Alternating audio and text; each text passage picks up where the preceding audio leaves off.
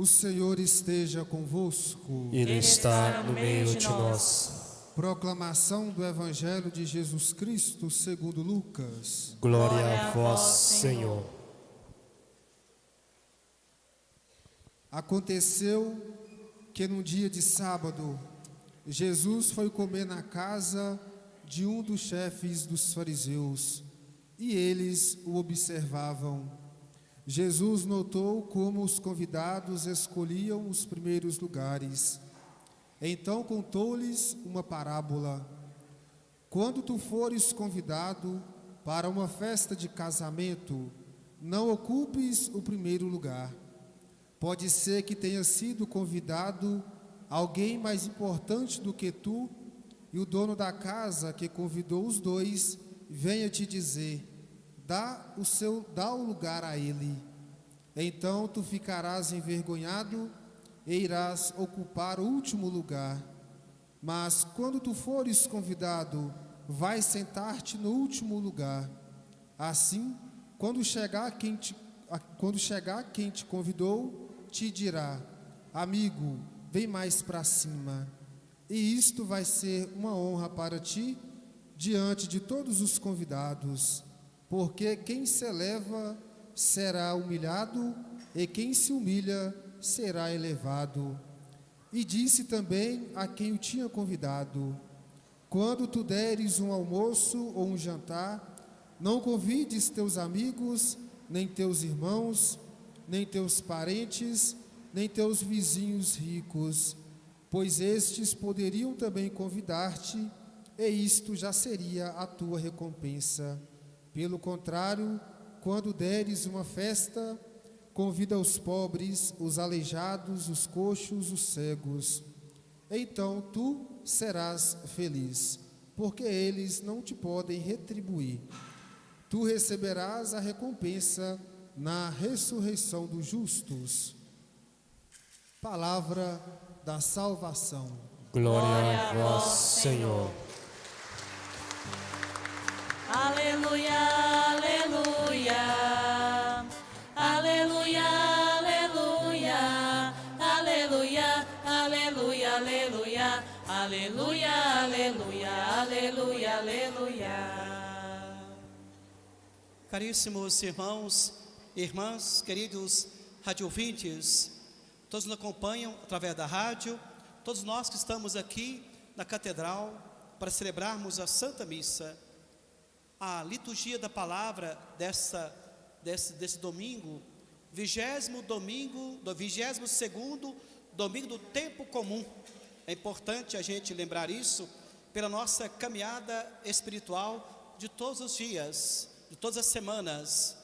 A liturgia de hoje, ela nos apresenta o caminho da graça de Deus, de uma certa forma, grandes ensinamentos. Os livros de hoje, do livro do Eclesiastes, a carta aos Hebreus e o Evangelho de São Lucas, são livros extremamente catequéticos, são livros que nos levam a compreender os ensinamentos de Deus. Aí ela fala de humildade. O nosso mundo é tão carente de humildade, a nossa vida é tão carente de humildade. Talvez as pessoas estão perdendo um pouquinho realmente o que é humildade, ou às vezes nem sabem realmente o que quer dizer a palavra. Talvez muitos pensem que humildade é a gente sentar num cantinho, ficar quieto, sem nenhuma atitude, deixar que as coisas aconteçam. Às vezes a gente pensa que humildade seja isso, mas humildade realmente não é isso. Como eu falei no começo, as raízes das palavras, elas nos levam a compreender aquilo que nós queremos ser e aquilo que nós somos. Humildade vem de humus, que quer dizer uma terra boa. E o que a terra boa faz? Ela produz bons frutos. Mas a terra boa, ela também é uma terra calma, serena, tranquila, uma terra bonita. Então, a pessoa é exatamente isso. A pessoa que é humilde, ela é mansa, serena, portadora de muita sabedoria, porque ela é aquela pessoa que também ela tem os espaços ou o tempo de pensar o que fazer, o que falar, e de uma certa forma, levando a preocupação com o ambiente, com as pessoas.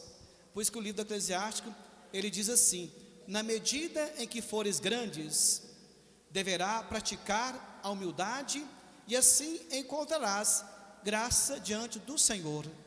Então a humildade, ela tem essa conotação da grandeza da pessoa, da riqueza, do aprendizado, do estudo, da formação da pessoa.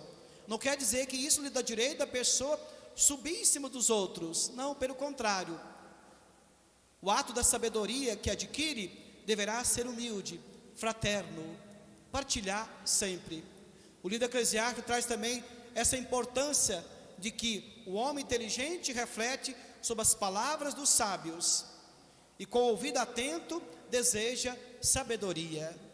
Na verdade, meus caríssimos irmãos e irmãs, o nosso mundo hoje é um mundo que traz muitas ambições, o mundo capitalista, o mundo comércio, o mundo poder. Mas as pessoas esquecem que a melhor coisa que se tem não é ter coisas, é ter sabedoria. A sabedoria é o ato em que a pessoa percebe a grandeza das coisas. Mas a sabedoria não está ligada muito à inteligência. A sabedoria, ela está ligada a um ato de amor à vida, do aprendizado, do conhecimento das coisas. E a sabedoria é um dom de Deus. Esse dom de Deus que nós recebemos e que todos nós podemos pedir a Deus, Ele nos ajuda a vivermos melhor e ajudar melhor as pessoas a viverem bem. Viverem bem. Interessante que muitas vezes a gente olha nas igrejas, tem muitas intenções, se pede tudo, mas você nunca vê alguém pedindo sabedoria, que é a coisa mais importante. Coisa mais importante. Às vezes, quando estou com alguma dor, alguma coisa, quando eu vou no sacrário, eu sempre peço: Senhor, dá-me sabedoria para que eu encontre uma forma de curar isso, né? Ou me cure, Senhor. Então é muito importante a gente pedir, né, que Deus inspire a gente para termos sabedoria para cuidar assim da nossa vida. E aí o Salmo, ele traz essa belíssima oração por todos nós, né? Com carinho preparastes uma mesa para o pobre. E aí a liturgia lembra que todos nós, diante de Deus, nós somos pobres. Ninguém pode angariar para si o título de rico, porque a sua riqueza não lhe pertence. Ela pertence ao mundo, ela pertence às coisas do mundo, né? Então esse ato poderoso que a pessoa tem de ter muitas coisas, sou muito rico, mas a gente não tem nada de certa forma. O que nós temos é a nossa vida, o que nós temos é o nosso espírito, é a nossa caminhada. No final da nossa vida não levaremos nada, porque isso pertence ao mundo e são coisas feitas para que todos possam viver bem, para que todos tenham vida e possam cuidar das suas vidas. A carta aos Hebreus, ela também leva-nos a refletir de que ao falar de sabedoria, ao falar de fraternidade, ao falar de humildade, são coisas que a gente não pega, são coisas que a gente não toma posse, ou a gente não guarda no bolso, ou guarda em algum lugar, mas são coisas espirituais, são coisas que transcendem a espiritualidade, e essa espiritualidade nos leva a crescer como pessoas, como povo de Deus, né? Quando eu estudei no seminário, a gente sempre partilhava os livros, né? A gente não tinha muitos livros, né? E aí o professor fala assim, ó, pega o livro, estuda o que você puder, e aí você passa para o seu colega, porque aquilo que ele tem, você já absorveu para você, é o necessário para você.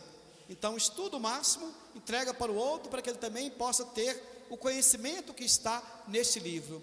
Então a nossa vida também é assim, é a gente aprendendo as coisas, né, na palavra de Deus, no estudo bíblico, na catequese, na formação, no bom livro que a gente lê, absorvendo aquilo, esse grande conhecimento, aplicado-se na vida, agora podemos passar pelos outros, assim para que todos também possam ter esse conhecimento.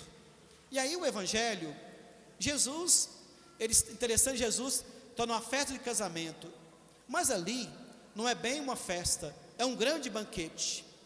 E esse banquete, ele tem de uma certa forma, ele tem ali os poderosos, porque diz o Evangelho que ele foi convidado para comer na casa de um fariseu, o chefe dos fariseus. Então é alguém muito importante, muito importante. Jesus então, com certeza, ali do lado, ele observava as pessoas ali no salão, como que elas se comportavam, e percebeu que as pessoas, elas queriam sempre o primeiro lugar, sempre o primeiro lugar. O primeiro lugar traz status, traz poder, traz visibilidade. Então ele percebeu que as pessoas ocupavam o primeiro lugar. Então Jesus, ele aproveitou esse momento e contou uma parábola. Essa parábola está dividida em dois momentos. Em primeiro lugar, ele está pregando o reino dos céus. Ele está rodeado de seus discípulos, dos seus apóstolos, do seu povo. Então ele volta para eles e os ensina: olha, quando fores a uma festa, não ocupeis o primeiro lugar. Isso não é bom, ocupar o primeiro lugar. Sabe por quê? Acontece que se você vai direto para o primeiro lugar, você foi convidado, outros também foram convidados. E pode ser que alguém mais importante que você foi convidado a sentar naquele lugar, né? Eu estava indo para a cadeira lá, só nessa cadeira de cá, né? Então, a sentar naquele lugar. E aí, o dono da festa vai dizer: amigo, né? Esse lugar aí já tem lugar dele. Esse lugar já tem alguém mais importante que você. Aí você vai sentir uma grande vergonha, né? Na minha terra fala assim: se fizeres comigo, a minha cara cai no chão, né? De tanta vergonha, verdade?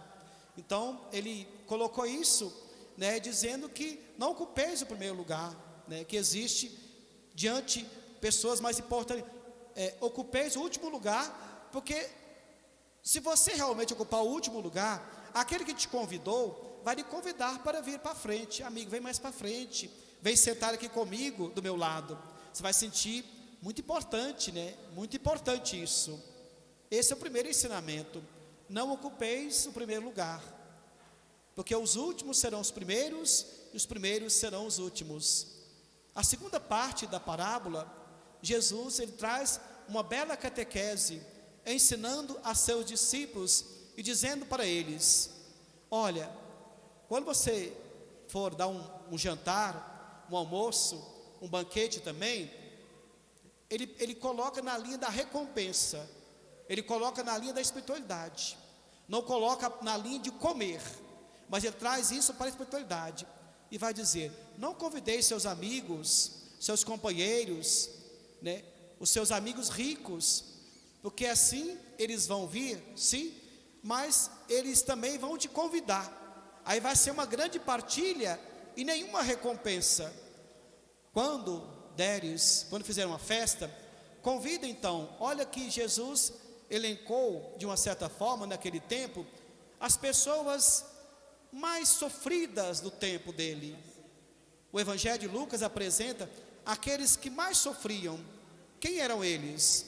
Os aleijados, os coxos, os cegos, os pobres, que naquele tempo eram muitos, e havia muito sofrimento, havia muito preconceito, havia muita rejeição, havia muito sofrimento naquele tempo.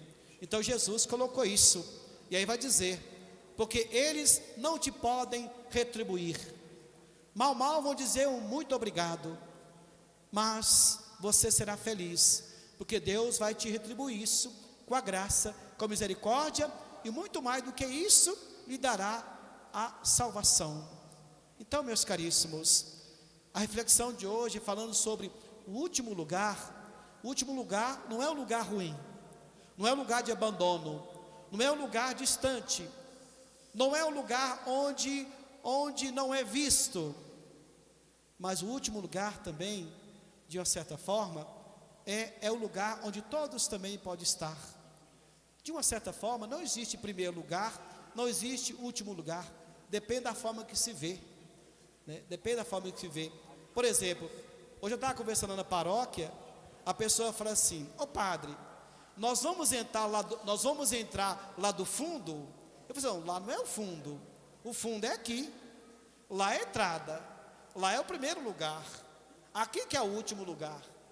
Lá, se você não entra pela porta da frente, então lá é o primeiro lugar. Então, lá no final é o primeiro lugar. Esse aqui é o último lugar, de uma certa forma, né? Então, meus caríssimos, esse ensinamento traz para nós hoje a questão da humildade. A liturgia, ela não traz teoria, ela traz práticas, porque todos nós vamos viver e vivenciar o que está escrito hoje no Evangelho, nas nossas festas, nos nossos encontros, nas nossas formações, né? Nos nossos lugares onde nós gostamos, e assim que possamos aprender isso, a humildade, a fraternidade e valorizar as pessoas. São Francisco Xavier dizia o seguinte: o dado mais importante do cristão é olhar a pessoa no rosto do Cristo, porque lá ele está presente. Lá no rosto do Cristo está presente o pequeno, o pobre, o marginalizado, aquele que não tem nenhuma experiência, ou talvez nunca foi uma festa boa na sua vida. Por isso que ele ficou com medo, por isso que ele não aproxima, né? Por isso que essas coisas a pessoa também ela tem direito.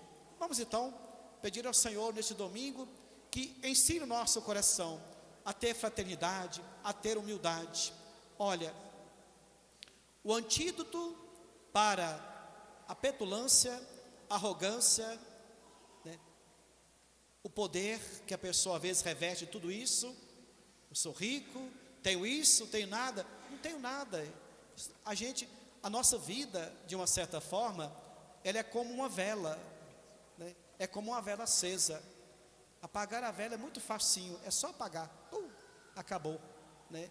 Nossa vida, ela é essa luz que pode ser apagada a qualquer momento, qualquer momento.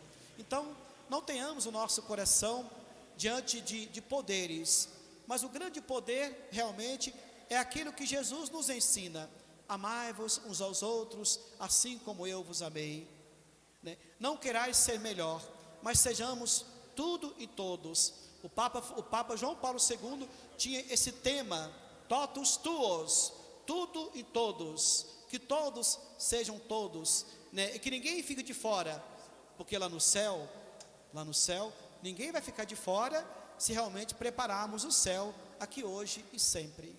Louvado seja nosso Senhor Jesus Cristo. Fiquemos de pé então, professemos juntos a nossa fé. Creio em